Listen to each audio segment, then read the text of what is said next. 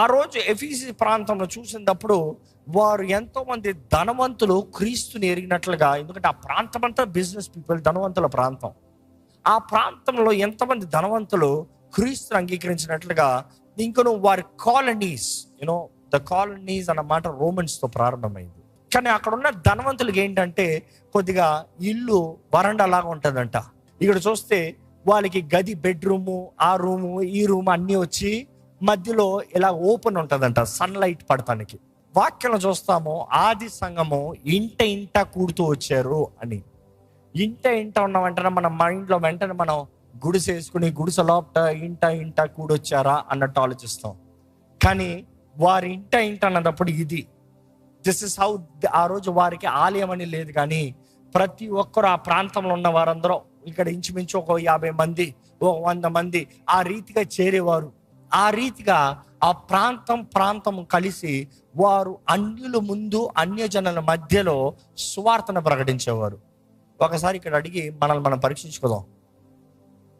ఇక్కడ ఉన్న మీరు ఎంతమంది అపార్ట్మెంట్స్లో ఉన్నారో నాకు తెలీదు, కానీ ఆల్మోస్ట్ హైదరాబాద్లో ఉన్న ప్రతి అపార్ట్మెంట్లో ఒక కమ్యూనిటీ హాల్ అని ఉంటుంది. మిమ్మల్ని అడుగుతున్నాను, ఎప్పుడన్నా మీరున్న స్థలముల్లో యేసుని గురించిన వార్త ప్రకటించారా? మీరున్న స్థలంలో ఎప్పుడన్నా ఒక కూడిక జరిగిందా? మీరున్న స్థలంలో ఒక 10 మంది చేరి దేవుని సన్నిధిలో ప్రార్థన చేశారా? సరే, మీరున్న స్థలంలో అలా లేదంటే మీ ఇంట్లో ఎప్పుడన్నా ఒక చిన్న కూడిక జరిగిందా? అయ్యో వద్దండి, మా పక్కింటి వాళ్ళకి మేము క్రైస్తవులని తెలియదండి, మా కింద ఇంటోడికి మేము క్రైస్తవుని తెలియదు, ఎందుకంటే ప్రతిరోజు కొట్లాడుకుంటూ ఉంటాం కదా, క్రైస్తవుడు అంటే పరుగు పోతాడు వల్ల. ఇది మా ఫ్లాట్లో నా చెడ్డ పేరు నాకే కదా, ఎందుకంటే అన్ని పిచ్చి పనులు నేనే చేస్తున్నాను, నేను క్రైస్తవుని చెప్తే అవమానం అవుతుంది అంటున్నారంటే you really need to check your self, are you really a Christian? ఎందుకంటే ఆ సంఘము చూసినప్పుడు వారు కలిగిన ప్రతి దాంట్లో వారు క్రీస్తు మహిమార్థమే బ్రతికారు. వెన్ దే సెడ్ క్రైస్తవుడుగా చంపేస్తాను, క్రైస్తవుని చూపిస్తున్నాడు. క్రైస్తవుడుగా తిండి లేదు, పర్వాలేదు, నేను క్రైస్తవుని బ్రతుకుతున్నాను. క్రైస్తవుడుగా సోన్సో అయినా పర్వాలేదు. విశ్వాసులు అక్కడ ఎంతైనా సరే తెగించేవారు. ఈరోజు మిమ్మల్ని అడుగుతున్నానండి, క్రీస్తు నిమిత్తమై మీరు ఎంత తెగిస్తున్నారు? క్రీస్తు నిమిత్తమై మీరు ఎంత శ్రమను అనుభవిస్తున్నారు? ఇక్కడ ఉన్న మిమ్మల్ని అడుగుతున్నాను, శ్రమలు మళ్ళా వస్తే నిలబడతారా? ఈరోజు చాలా మంది మాకు శ్రమలు ఉన్నాయంటే ఆ రోజు శ్రమల ముందంటే ఇదంతా ఒక లెక్క. ఆ రోజు రీతిగా శ్రమలు వస్తే ఏం చేస్తారు? ఎంతమంది నిజంగా నిలబడగలుగుతారు? తాత్కాలికమైన లోకం కొరకు పోరాడతారా? నిరంతరమైన ఆ రాజ్యం కొరకు జీవిస్తారా? ప్రేమించే దేవుని వెంబడిస్తారా? లేకపోతే ఏదో టైం బీయింగ్ కొరకు వెళ్ళిపోతారా? చూసి ఆ రోజు విశ్వాసులు నోబడి కాంప్రమైజ్డ్. వాళ్ళు తీసిన అడుగు, వాళ్ళు కలిగిన పట్టుదల ఏమాత్రం, ఎందుకంటే వారు సత్యం ఎరిగినప్పుడు, సత్యం నమ్మినప్పుడు మీరు అనొచ్చు వారందరూ యేసుని చూసారు. లేదు, వారందరూ యేసుని చూడలే. వారందరూ యేసుని కళ్ళారా చూసిన వారు కాదు. ఇది ఇశ్రాయేలు కాదు, ఇది యూదా కాదు, ఇది ఆ ప్రాంతాలు కాదు. ఇది ఎక్కడ? ఇది అన్య ప్రాంతం, అన్య దేశం, Asia Minor, full of demons, idolatry. ఇంకా నెక్స్ట్ సబ్జెక్ట్ చెప్పాలంటే ఆ విగ్రహాలు, ఆ ఆలయంలో చీకటి ప్రభావం అధికంగా ఉండేదంట, చేతబడుల ప్రభావం అధికంగా ఉండేదంట. అంతగా చీకటి ప్రభావంతో, దుష్ట కార్యాలతో ఆ ప్రాంతం నింపబడినప్పుడు, అందుకని అపోస్తులైన పౌలు రాస్తున్నాడు, ఇదిగో మనం పోరాడేది రక్త మాంసములతో కాదు, కనబడని శత్రువులతో పోరాడుతున్నాం. వాయుమండల అధిపతులు, లోకనాథులు, అధికార సమూహము, ఈ దురాత్మల ప్రభావం సమూహంతో, వీటితో మనం పోరాడుతున్నాము. మనం పోరాడేది రక్త మాంసములు కాదు. వారంతా రిస్ట్రిక్షన్లో, వారి జీవితంలో చూడండి, ఒకప్పుడు వారు ఘనంగా అంత లాభంగా బ్రతికారు. సడన్ గా యేసుని గురించిన వార్త విన్న దగ్గర నుండి లోకంలాగా బ్రతుకుతానికి లేదు. ఎవడైనా ఈ లోక సుఖాలన్నీ విడిచి క్రీస్తు కొరకు సమస్తం త్యాగం చేస్తున్నాడంటే ఆ వ్యక్తి నిజంగా రక్షించబడిన వ్యక్తి. అయ్యో నేను లేకుండా నేను బ్రతకలేను, నాకు ఇది కావాలి అది కావాలంటే no, you are not a believer. ఈరోజు మిమ్మల్ని అడుగుతున్నాను, మీ స్టాండ్ ఎక్కడ ఉంది? మీరు ఎక్కడ నిలబడగలుగుతున్నారు? మీ స్థానం ఎక్కడుంది? ఈరోజు దేవుడు మిమ్మల్ని చూస్తే మీతో ఏం చెప్పగలుగుతున్నాడు?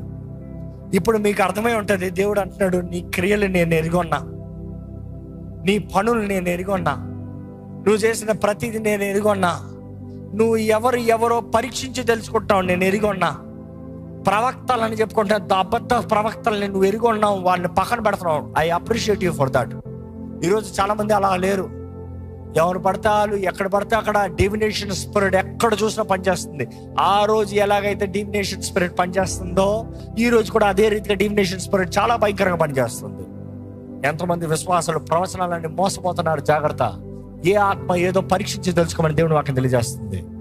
Test every spirit, do not believe every spirit, test and then believe. ఈరోజు చాలా మంది నేను ఏమి చేయను, నాకు ఎవరైనా చేస్తే చాలు, నేను ప్రార్థన చేయను, నా కొరకు ఎవరైనా ప్రార్థన చేస్తే సరే. నువ్వు ప్రార్థన చేయి, దేవుడు నీకు తెలియజేస్తాడు. నాకు ప్రార్థన రాదు, ఎప్పుడు నేర్చుకుంటావు? ఎవరు నా కొరకు ప్రార్థన చేసే వాళ్ళు ఉన్నారు కదా, వాళ్ళకి ఫోన్ చేస్తే ఒక ప్రార్థన చేస్తారో అయిపోయింది. No, God wants you to get closer to him, not he does not want a third person. దేవునికి మనిషికి మధ్యవర్తి ఒకడే. ఎవరది? క్రీస్తు యేసు అనే నరుడు, ఇంకా వేరే ఎవరు కాదు. It is Jesus Christ who came as a man. ఆయన ద్వారంగా, ఆయన శిలువలో చేసిన కార్యాన్ని బట్టి ఆయన ద్వారంగా మాత్రమే ఎవడైనా తండ్రిని చేరొచ్చు. ఈరోజు నువ్వు తండ్రిని చేరాలా? యేసు ద్వారంగా మాత్రమే. మూడో వ్యక్తి వచ్చారా? జాగ్రత్త, అది దురాత్మ. ఎందుకంటే పరిశుద్ధాత్ముడు కూడా యేసు ఆత్మను పిలవబడుతున్నాడు. పరిశుద్ధాత్ముడు కూడా క్రీస్తు యేసు ఆత్మను పిలవబడుతున్నాడు. They are all one. If any third person comes between you and God, then you are not right with God. దేవునికి నీకు మధ్యలో ఇంకొక వ్యక్తి మీద నువ్వు ఆధారపడుతున్నావు అంటే నువ్వు దేవుడితో సహవాసం కలిగిన వ్యక్తి కాదు. దేవుడు అంటాడు నువ్వు ఎవడో నాకు తెలియదు పో అంటాడు. ఈరోజు చాలా మంది ఏ మాత్రము దేవుని మీద ఆధారపడని వారుగా, విశ్వాసం లేని వారు ఉన్నారు. నికోలైతల బోధ ఏంటి? నికోలైతల బోధ ఏంటి? ఇక్కడ అంటున్నాడు ప్రభు అంటున్నాడు ఏంటి? You hate the practice of Nicolaitans. నికోలైతల బోధనే నువ్వు అసహించుకుని ఉన్నావు. ఏది? నేను కూడా అసహించుకున్నాను అంటున్నాడు ప్రభు. ఏంటి నికోలైతల బోధ ఏంటి? ఈ రోజు కూడా ఎక్కడ చూస్తున్నాడు నికోలైతల బోధ. తెలుసా? The doctrine of Nicolaite. ఏంటి నికోలైతల బోధ ఏంటి అనేటప్పుడు అక్కడ ఉన్న కొంతమంది ఫామ్ చేశారంట. ఏంటది? ఆ పౌలు చెప్తున్నా, యోహాను చెప్తున్నా, ఈ అపోస్తులు చెప్తున్నా, ఈ యేసు కాదురా బాబు, యేసు అంత కఠినస్తుడు ఏం కాదు, మనం కేవలం కొరపలో బ్రతుకుతున్నాము, క్రియలు బట్టి కాదు, క్రియలు అందుకని అక్కర్లేదురా బాబు, క్రియలే అక్కర్లేదు, అంతా సుఖంగా వెళ్ళిపోవచ్చురా, దేవుడు ఒక్కసారి నిన్ను రక్షించాడంటే. నికోలైతల డాక్టర్ అని చెప్తున్నాను, జాగ్రత్తగా వినండి. They say once saved forever saved. ఏంటంట? ఒక్కసారి రక్షించబడ్డానికి ఎన్నటికి రక్షించబడిన వ్యక్తివే, ఇంకెప్పుడు నీ రక్షణ పోగొట్టుకోవు.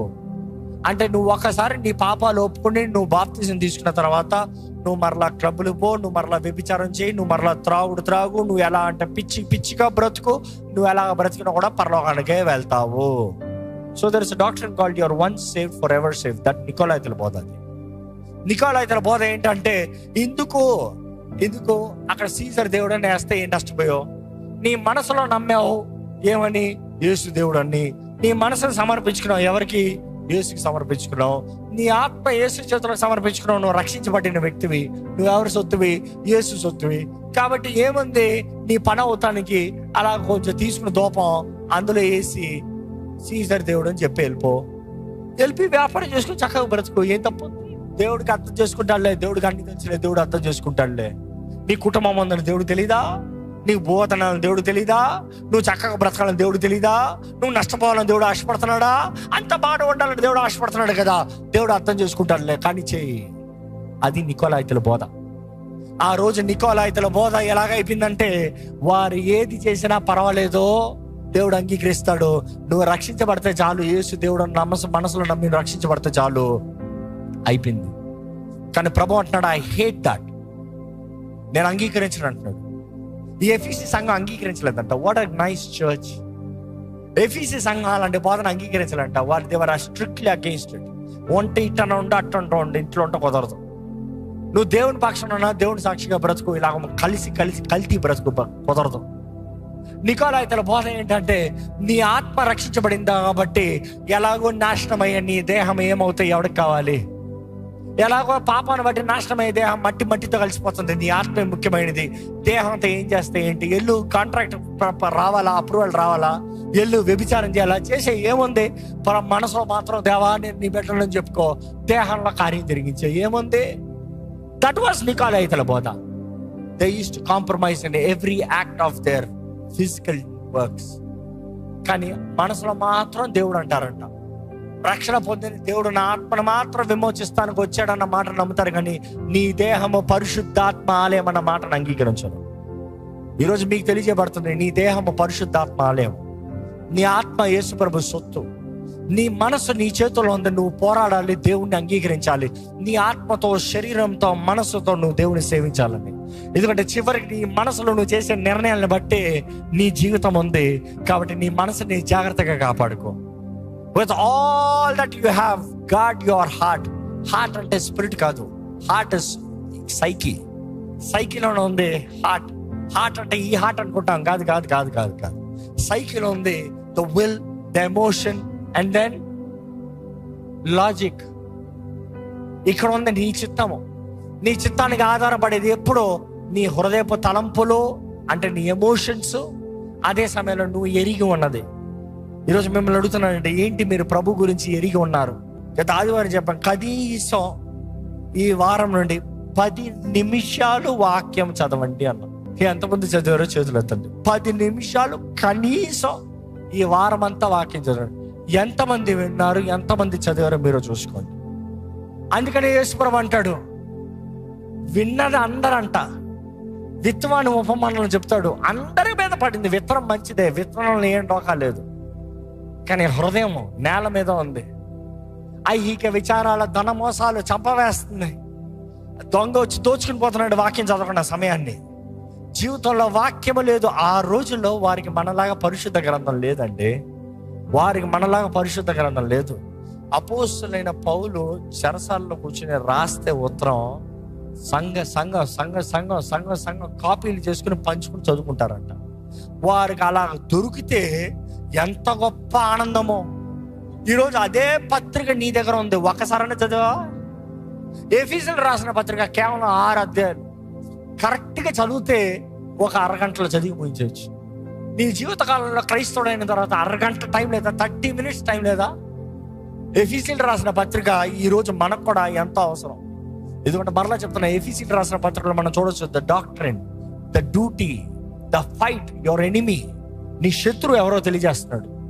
మనం ఎలా ఉండాలి, భార్యాభర్తలు ఎలా ఉండాలి, తల్లిదండ్రుల బిడ్డలు ఎలా ఉండాలి, ప్రతిదీ చక్కగా వివరిస్తున్నాడు. విశ్వాసులు ఎలా ఉండాలి, సంఘం ఎలా ఉండాలి.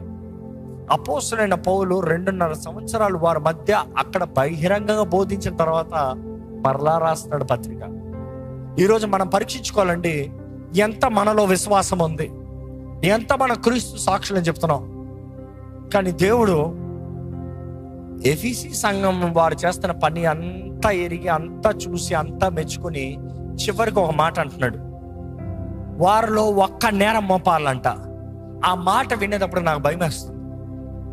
మీకు ఎలా ఉందో నాకు తెలియదు. ఎందుకంటే వారు అంతా పోరాడి, వారంతా త్యాగం చేసి, వారంతా తెగించి, వారంతా క్రీస్తు కొరకు సమర్పించి, వారి కుటుంబాలను అంతా క్రీస్తు కొరకు నష్టపరుచుకుని అంత చేసిన తర్వాత దేవుడు అంటాడు, నీ మీద ఒక నేరం మోపాలి. ఈరోజు వారిలో ఒక 10% కూడా లేవు. మన మీద ఎన్ని నేరాలు వస్తాయో. కానీ దేవుడు అంటాడు, వారి మీద ఒక నేరం మోపుతున్నాడు. ఏంటి తెలుసా ఆ నేరం? నువ్వు మొదటి ప్రేమను విడిచిపెట్టావు. ఏంటంటే ఆ నేరం? First love. ప్రభువా, ఏంటి ప్రభు మొదటి ప్రేమ? నీ కొరకే కదా అంతా చేస్తున్నాను, నీ కొరకే కదా అంతా చేస్తున్నాను. నిన్ను ప్రేమిస్తున్నానే కదా అక్కడికి వెళ్తలేదు, నిన్ను ప్రేమిస్తున్నాను కదా, నిన్ను ప్రేమిస్తున్నాను, నేను క్రైస్తవుని. కానీ దేవుడు అంటాడు, నో నో నో, ప్రేమ లేదు అని చెప్పలే, మొదటి ప్రేమ లేదు. ఏంటి? ప్రేమ లేదు కాదు, ద ఫస్ట్ లవ్ లేదు. ప్రారంభంలో ఉన్న ప్రేమ కనబడతలేదు. ఈరోజు దేవుడు ఇదే ప్రశ్న లార్డ్ చర్చ్లో మనకు వేస్తున్నాడు. ఏంటి మన జవాబు? దేవుడిని నిజంగా ప్రేమిస్తున్నారా? ఎందుకంటే మరలా చరిత్రలో వెనక్కి తిరిగి చదివితే ఎఫెసీ ప్రాంతంలో ఎలా ఉంటుందంటే, అక్కడ విశ్వాసులు ఇంచుమించు 40 సంవత్సరాలు బలంగా నాటబడిన వారు ఇది చేయొద్దు, అది చేయొద్దు, మేము ఇది చేయము, మేము అది చేయమని ధైర్యంగా నిలబడిన వారు చివరికి ఎలాగైపోయారంటే, they were more disciplined but they never had the passion towards God. మనం ఇది చేయము, వండర్ఫుల్. మాకు ఇది ఉండదు, వండర్ఫుల్. మాకు ఇది జరగదు, వండర్ఫుల్. మేము ఇది అనుభవించలేము, వండర్ఫుల్. ఎందుకొరకు? ఈరోజు మనం కూడా ప్రశ్నించుకోవాలి, ఇందుకొరకు నీ జీవితంలో నువ్వు చేశాడంట క్రైస్తవుడుగా, ఇందుకొరకు క్రైస్తవుడు అని పిలుచుకుంటున్నాం. మోక్షం వస్తుందన్నా, పరలోకం వస్తుందన్నా, నరకం నుండి తప్పించుకోదమన్నా, నువ్వు దాని కొరకు క్రైస్తవుడు అంటే రియల్లీ నాట్ రియల్లీ క్రిస్టియన్. నేను దేవుని ప్రేమను తెలుసుకుని నేను దేవుని ప్రేమిస్తున్నాను అని చెప్పు, అది క్రైస్తవుడు. ఎందుకంటే it's all about love, it is not a religion, it is love. ఎందుకంటే ఈరోజు దేవుడు మనల్ని కూడా పరీక్షించుకోమంటున్నాడు. Do you love me? పేతురుతో అడుగుతున్నాడు దేవుడు, పేతురు నువ్వు నన్ను ప్రేమించుతున్నావా? ఏంటి జవాబు? మీ జవాబు చెప్పుకోండి. పేతురు ధైర్యంగా చెప్పగలుగుతున్నాడు, ప్రభువా నేను నిన్ను ప్రేమిస్తున్నా. మీరు చెప్పండి, మీ జవాబు ఏంటి? నిజముగా దేవుడు మీరు ప్రేమిస్తాం ఎరిగొన్నాడా? రెండోసారి అడుగుతున్నాడు పేతురుని, పేతురు నువ్వు నన్ను ప్రేమిస్తున్నావా? రెండోసారి చెప్తున్నాడు, నేను నిన్ను ప్రేమిస్తున్నాను ప్రభా. మూడోసారి పేతురుని అడుగుతున్నాడు, పేతురు నువ్వు నన్ను ప్రేమిస్తున్నావా? మనసులో నొచ్చుకుని అంటున్నాడంట, దేవా నువ్వు అన్నీ ఎరిగిన దేవుడివి, నువ్వు హృదయాలను ఎరిగి ఉన్న దేవుడివి, నువ్వు హృదయ రహస్యాలు ఎరిగి ఉన్న దేవుడివి, నేను నిన్ను ప్రేమిస్తున్నానని నీకే తెలుసు. ఈరోజు దేవుడు మనల్ని అదే ప్రశ్న అడుగుతున్నాడు, నువ్వు చెప్పగలుగుతావా దేవా నేను నిన్ను ప్రేమిస్తున్నాను నీకు తెలుసు అని? ఎందుకంటే మనం పేతురుని చూసేటప్పుడు అంటాం, పిరికొల్లాగా చేతకాని వాళ్ళగా పారిపోయారు రా అని. ఆ రోజు పరిశుద్ధాత్ముడు లేడు పేతురికి. కానీ ఎప్పుడైతే పేతురు పరిశుద్ధాత్మతో నింపబడ్డాడో ఆ దినంనే ధైర్యంగా నిలబడి 3,000 మందికి సువార్తను ప్రకటించి రక్షణలోకి నడిపించాడు. ధైర్యంగా సువార్తను ప్రకటించి ఆ రోజు మాత్రం కాదు, తన కడ ఊపిరి వరకు చివరికి తన అంతం ఎలాగా సిలువ చంపమంటే పేతురు అన్నాడు, ఏమన్నాడు తెలుసా? నా యేసులాగా చేస్తాను, అంత ధన్యత నాకు, అంత గనుడిని కాదే, అంత ధన్యత నాకు అక్కర్లేదు, నన్ను తలకిందలుగా సిలువేయండి ఆయన కోరాడు. వారు తలకిందలుగా సిలువేయమని ఆజ్ఞ ఇవ్వలే. సిలువేయమంటే నా యేసులాగా చర్చ అంత గొప్ప భాగ్యం నాకు కాదయ్యా, నన్ను తలకిందలు వేసి సిలువేయండి అని చెప్పాడు. Which means he was ready to give up his life. ఆయన ప్రేమిస్తున్నాడని నిరూపిస్తున్నాడు. ఎందుకంటే ప్రభు అడిగిన ప్రతిసారి, పేతురు నన్ను ప్రేమిస్తున్నావు అన్న ప్రతిసారి, నేను ప్రేమిస్తున్నాను అన్నప్పుడు ఏమన్నాడు? నా గొర్రెలను కాయి, నా గొర్రెలను కాయి, నా గొర్రెలను చూసుకో, నా మందను చూడు, నీకు అప్పచెప్పే పిలుపుని చూడు, నా రక్షణ సువార్తను ప్రకటించు, నా గురించి తెలియజేయి, నా సాక్షిగా బ్రతుకు, మందను పోషించు. ఇక్కడ ఉన్న ప్రతి తల్లిదండ్రులను అడుగుతున్నా, మీ బిడ్డలకి దేవుడు ఎరుగున్నాడా? లేకపోతే మీ బిడ్డలు దేవుడిని ఎరుగున్నారా? మీ బిడ్డల్ని దేవుళ్ళలో నడిపిస్తున్నారా? ఇక్కడ ఉన్న ప్రతి యవనస్తురాలను అడుగుతున్నాను, దేవుడి సాక్షిగా మీరు బ్రతుకుతున్నారా? క్రీస్తు కొరకు ఏమైనా చేస్తున్నారా? ఎందుకంటే ఈ ప్రకటన గ్రంథం అనేటప్పుడు ఒళ్ళు వణికిపోవాలి, అలా ఉంటది. ప్రకటన గ్రంథం అనేటప్పుడు జరిగినవి, జరుగుతున్నవి, జరగబోయేది రాయబడింది. జరిగినవి అన్నప్పుడు బైబిల్ ఆది కాండం ముందు ఏం జరిగిందంటే ప్రకటన గ్రంథంలో ఉంటుంది. జరుగుతున్న పరిస్థితులు ఈరోజు కళ్ళు కట్టినట్టుగా ప్రకటన గ్రంథంలో కనబడుతుంది. ఇంకా జరగబోయేది నిశ్చయంగా ఇందులో ఉన్న మాటల్లో జరుగుతున్నాయి, కానీ భూమి ఆకాశం గతించిపోయినా ఆయన వాక్కు గతించిపోదని దేవుడు చెప్పాడు. ఆయన చెప్పినవన్నీ ముగించిపోయేది. ప్రపంచం అంతం ఎలాగుందో తెలియజేయబడుతుంది, అపవాది అంతం ఎలాగుందో తెలియజేయబడుతుంది, అపవాదికి నిర్ణయము, మనుషుడికి తీర్పు ఎలాగుందో తెలియజేయబడుతుంది. ప్రతి ఒక్కరికి తీర్పు దినం ఉంది, ధవళ సింహాసనం ముందు నిలబడతామని తెలియజేయబడుతుంది. ఆయన కలిగించబోయే నూతన భూమి, నూతన ఆకాశం, సమస్తము క్రొత్తవి చేసి మనుషుడికి నూతన జీవితాన్ని ఇస్తాం కూడా తెలియజేయబడుతుంది. ఈరోజు మిమ్మల్ని అడుగుతున్నాను, రోజులో అంధకారం అవుతుంది, నీవు క్రైస్తవుడు అన్నదప్పుడు క్రైస్తవుడిగా బ్రతుకు. క్రీస్తు లెక్కడుగుతాడు అన్న మాట తెలియజేయబడుతుంది. ప్రకటన గ్రంథం చదివినప్పుడు జ్ఞాపకం చేసుకోవాలి. ఎఫీసీ సంఘంతో దేవుడు అంటాడు, వారి త్యాగము, వారి సమర్పణ, వారి కష్టము, వారి అంతా దేవుడు ఎరుగున్నాడంట. ఈరోజు మనలో చూడాలి ఎంత ఉందో. కానీ దేవుడు అంటాడు, నీలో మొదటి ప్రేమ. ఎందుకంటే గమనించవచ్చు, దేవుని మీద ప్రేమ తక్కువైన వాడు ఎప్పుడూ పొరుగు వాడిని ఎక్కువ ప్రేమించలేడు. దేవునితో సరిగా లేకపోతే ఎక్కడ మారిపోతుంది? అందుకనేనేమో కుటుంబాల్లో ఎక్కువ గొడవలు, అందుకనేనేమో ఆలయంలో ఎక్కువ గొడవలు, అందుకనేనేమో క్రైస్తవుల మధ్య ఎక్కువ గొడవలు.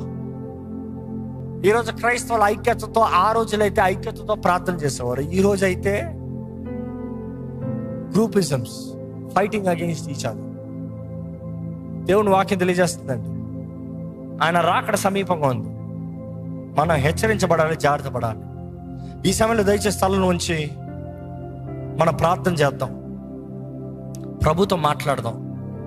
ఈరోజు దేవుడు అడుగుతున్నాడంటే మిమ్మల్ని, నువ్వు నన్ను ప్రేమిస్తున్నావా? ఈరోజు నీలో ప్రేమ దేవుడు చూడగలుగుతున్నాడా? దేవుడు అంటే ఆసక్తి కనబడుతుందా? దేవుడు అంటే విలువ, గౌరవం కనబడుతుందా? ఈరోజు మనల్ని మనం పరీక్షించుకోవాలండి. ఈరోజు ప్రభు నీతో మాట్లాడుతున్నాడు. ఆయన సాక్షిగా నువ్వు నిలబడాలని, వెలిగించబడిన జీవితం నీకు ఉండాలని, ఏది ఏమైనా కూడా క్రీస్తు కొరకు బ్రతుకుతాను అని నువ్వు నిర్ణయించాలని ప్రభు నీతో మాట్లాడుతున్నాడు అండి. ఈరోజు నీ జీవితము ఆయన చేతుల్లో సమర్పించుకో. Make a commitment with God, a commitment with God. ఈరోజు ఇంకా మనం పశ్చాత్తాప పడటానికి అవకాశం ఉంది. దేవుడు కూడా అక్కడ పశ్చాత్తాప పడటానికి అవకాశాన్ని ఇచ్చాడు. ఎఫీసీ సంఘానికి ఆయన ఉత్తరం రాష్ట్రంలో ఆయన చెప్తున్నాడు, నువ్వు మారు మనసు పొందితే సరే. ఇఫ్ యూ రిపెంట్ అంటే ఆయన మారు మనసు పొందడానికి సమయాన్ని ఇస్తున్నాడు. నువ్వు పొందకపోతే నీ ముందున్న దీపస్తంభాన్ని తీసేస్తా, నీ జీవితాన్ని చీకటి చేసేస్తా, నీ ప్రాంతాన్ని చీకటి చేసేస్తా. చీకటి అంటే అంధకారం అంటే ఇక దురాత్మలే. ఎక్కడ చూసినా దురాత్మ ప్రభావం ఎంతో అధికంగా ఉంది. నీ జీవితంలో దేవుడు ఆయన వెలుగు తీసేస్తే, ఆయన వాక్కు వెలుగు, ఆయన ఆత్మ వెలుగు, ఆయన సన్నిధి వెలుగు నీ జీవితంలో తీసివేస్తే నీ జీవితం అంతా అయోమయమే. You would live in oppression and depression. ఈరోజు దేవుడు మాట్లాడుతున్నాడు అండి. దేవుడు తరుణం ఇస్తున్నా అంటున్నాడు. నీవు మరలా మొదటి ప్రేమకి తిరిగి వస్తే దేవుడు అంటున్నాడు, నేను దీపాన్ని ఉంచుతా, నీ జీవితంలో నీ కార్యాలను జరిగిస్తా. మన జీవితంలో సమస్తం సమకూర్చి జరిగించగలిగిన దేవుడు. నువ్వు కంగారుపాటు నిర్ణయాలతో, కంగారుపాటు పనులతో, కంగారుపాటు కార్యాలతో బ్రతకాల్సిన అవసరం లేదు. మనుషుడు ఏమనుకుంటాడా అని భయపడుతూ బ్రతకాల్సిన అవసరం లేదు. క్రీస్తు కొరకు సాక్షిగా నిలబడాలని, క్రీస్తు సాక్షిగా బ్రతకాలని, అంతమ వరకు సహించువాడు ధన్యుడు. అంతమ వరకు సహించాలని దేవుడు ఆశపడుతున్నాడు. నీ జీవితంలో నువ్వు అంతమ వరకు సహించాలని దేవుడు ఆశపడుతున్నాడు. ఒక రోజు కాదు, 2 రోజులు కాదు, 1 సంవత్సరం కాదు, 2 సంవత్సరాలు కాదు, కడ ఊపిరి వరకు. రక్షించబడిన వ్యక్తి అయితే ఏది నీ రక్షణ జీవితం, ఏది నువ్వు చేసిన కమిట్మెంట్, ఏది నిబంధన, ఏది ఆ బాప్తిస తొట్లో దిగి ఇంకా జీవించలేదు నేను కాదు క్రీస్తే అని చెప్పావు కదా. అంతమ వరకు నమ్మకంగా బ్రతుకుతానని వాగ్దానం చేశారు కదా. ఏదా వాగ్దానము? దేవుడు జ్ఞాపకం చేసుకోమంటున్నాడు. Where is your call, where is your commitment, where is your purpose, where is your vision?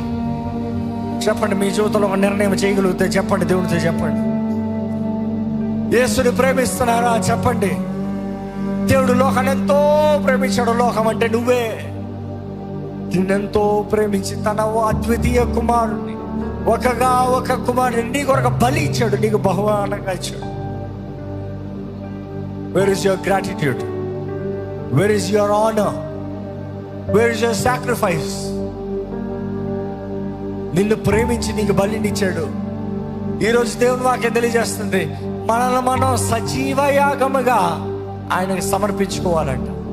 నీవు దేవుని ప్రేమిస్తున్న వ్యక్తి అయితే నిన్ను నువ్వు సజీవ యాగముగా సమర్పించుకోవాలి. ఏది నీ సమర్పణ? ఏది నీ విధేయత?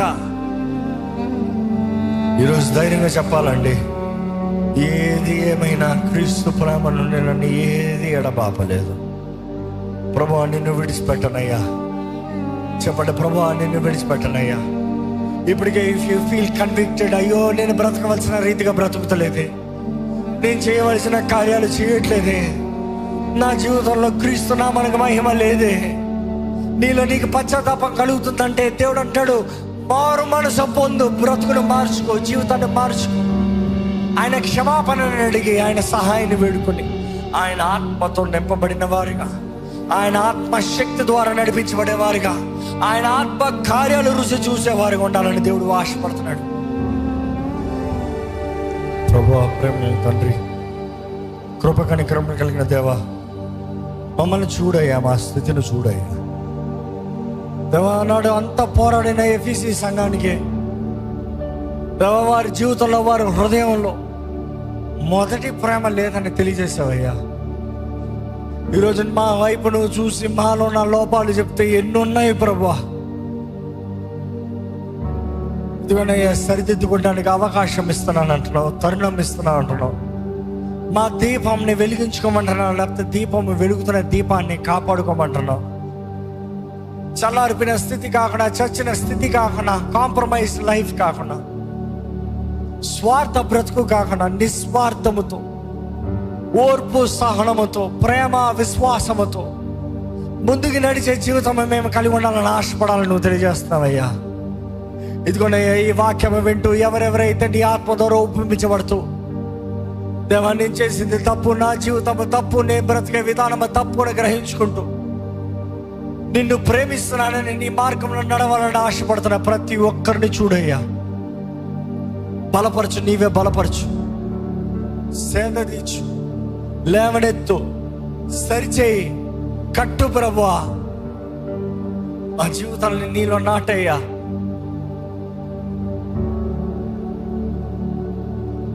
నీ వాక్యం విన్న తర్వాత, నీ వాక్యం ఎరిగిన తర్వాత ఇంకా లోక జీవితంలో ఇష్టం వచ్చినలాగా బ్రతికి నీ కోపాగ్నికి, నీ ఉగ్రతకి గురి కానవద్దు ప్రభువా. ఈ లోకంలో ఉన్నవన్నీ తాత్కాలికమే, ఈ లోకంలో ఉన్న పోరాటాలు తాత్కాలికమే, నవ్వు ఆనందము తాత్కాలికమే, ఈ లోకంలో అనుభవించే సుఖము తాత్కాలికమే, అన్ని తాత్కాలికమే ఎరిగి నిత్యము ఆనందము, సంతోష, సమాధానము, దీవెన, సుఖ, ఆనందములు ఉన్న ఆ నీ రాజ్యములో ఎన్నటెన్నటికీ ఆనందం ఉన్న నీ రాజ్యంలో జీవించాలన్న వైరాగ్యముతో నిన్ను ప్రేమిస్తూ ప్రేమామయుడమైన నీతో మా జీవితంలో గడపాలన్న దృష్టితో మా జీవితంలో ముందు సాగుతాను. నీ ఆత్మ సహాయాన్ని దయచేయమని ఈరోజు మమ్మల్ని అందరినీ ఆత్మ ద్వారా బలపరిచి ఇక్కడ మేము ఒప్పుకున్న ప్రతి పాపాన్ని క్షమించి